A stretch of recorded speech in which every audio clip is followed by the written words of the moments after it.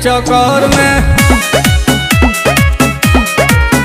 अरे हो गई कंगाल हम तो माल के चक्कर में।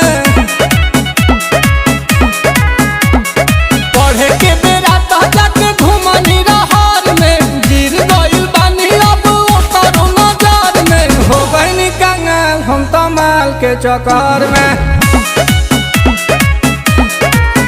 अरे हो गई कंगाल हम तो माल के चक्कर में।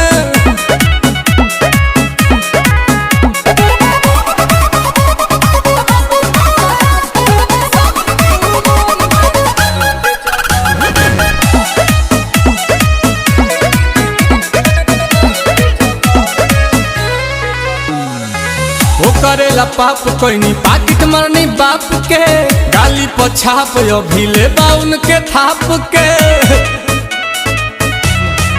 कि हम तो अपन ही घरवा में चोर भइनी, बाटे कर जला दाइल करज खोर भइनी। कि मन करे कूद जाई जाई के नहर में, मन करे कूद जाई जाई के नहर में। हो गई कंगाल हम तो माल के चक्कर में। अरे हो गई कंगाल हम तो माल के चक्कर में।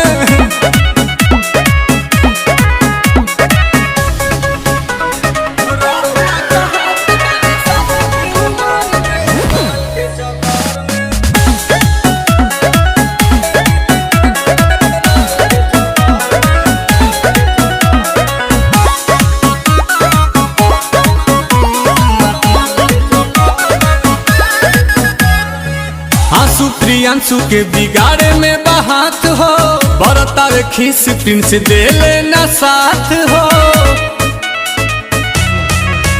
भैले नील कमल घर के न घाट के, अब तो मलियो भगाई देले डांट के।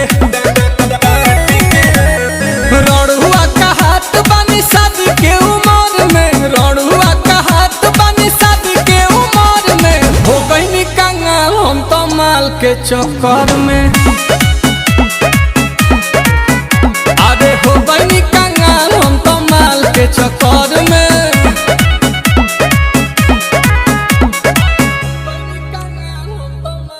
तो कैसे आप लोग आशा करता हूँ बढ़िया होंगे। अगर वीडियो आपको जरा सा भी अच्छा लगा हो तो लाइक करें, कमेंट करें और 2-4 दोस्तों में शेयर जरूर करें। और जाते जाते हमारे चैनल को सब्सक्राइब करके बेल आइकन को दबा दें, जिस तरह वीडियो यार जो लोग सब्सक्राइब नहीं करते सब्सक्राइब कर दो यार। हाँ सब्सक्राइब कर दें और बगल में नोटिफिकेशन बेल आएगा उसे दबा दें, जिस चैनल हर वीडियो सबसे पहले आप। हमारा कोशिश है कि अच्छे से अच्छा वीडियो लाने का।